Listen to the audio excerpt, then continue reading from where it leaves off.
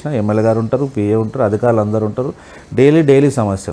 చెత్త వాడు ఫోటో పెడతాడు, ఆ కాలనీ సమస్య, అన్న ఇటు చెత్త తీయట్లేదు, పెట్టిన వెంటనే 30 మినిట్స్లో జిహెచ్ఎంసీ అధికారులకు ఫోన్ చేస్తే అర్ధ గంటలు తీపిచ్చేస్తా. అన్న లైట్ పోయింది, లైట్ వెలగట్లేదు అంటే మళ్ళీ నా సాయంత్రం రాత్రి కల్లా మళ్ళీ లైట్ వచ్చేటట్టు చేస్తున్నా. అయితే ఇన్ని సంవత్సరాలుగా మీరు సుధీర్ రెడ్డి గారితో కొనసాగుతున్నారు. ఆయన రాజకీయ జీవితంలో మీకు నచ్చిన కొన్ని అంశాలు ఏంటండి, ఏం చెప్తారు? స్ట్రైట్ ఫార్వర్డ్ అన్న. ఏదైనా సరే ఎవరైనా సమస్య వచ్చిందంటే రేపురా ఎల్లుండ్రా అని అబద్ధాలు చెప్పాడు. ఆ సమస్య సాల్వ్ అవుతుంటే ఆన్ ది స్పాట్లో సాల్వ్ చేసి పంపిస్తాడు తప్ప తిప్పించుకునే రకం కాదు. ఓపిక.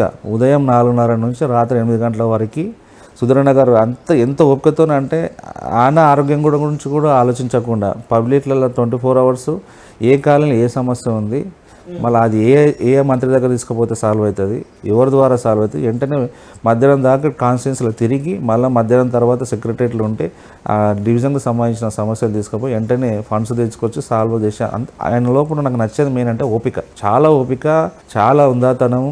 ఏదైనా సరే ఒక మాట ఇచ్చినంటే మాట మీద కట్టుబడి ఉంటాడు. కానీ ఇప్పుడు మీ ప్రభుత్వం లేదు కదా, మీ సమస్యలు ఎట్లా పరిష్కరించుకోగలుగుతారు? ఏ మంత్రి కాడికి పోతారు ఇప్పుడు మరి? సుధీరన్న గారికి ఎక్కడ ఎవరిని ఏ అధికారితో ఎలా పని చేయించుకోవాలో అన్నకు తెలుసు. ఆ రకంగా ఇప్పుడు వాస్తవానికి కూడా ఈ కాంగ్రెస్ గవర్నమెంట్ వచ్చినాక ఫండ్స్ రావట్లేదు. ఏ ఎమ్మెల్యేకైనా బీఆర్ఎస్ ఎమ్మెల్యేకి అసలు రాదు, మీకు ఐడియా ఉంటుంది కాబట్టి. వచ్చిన కాడికి సర్దుమని ఇప్పుడు 5 కోట్ల బడ్జెట్ వచ్చింది అనుకున్నా, ఏ డివిజన్లో ముఖ్యంగా ఇక్కడ ఏ సమస్య ఇంపార్టెంటో ఆ సమస్య వరకు బడ్జెట్ కేటాయించి కొంతవరకు మళ్ళీ నెక్స్ట్ బడ్జెట్ వచ్చినప్పుడు మళ్ళీ వేరే కాలనీ సమస్య ఉంటే ఆ రకంగా సాల్వ్ చేసుకుంటూ వెళ్తున్నాడు సార్.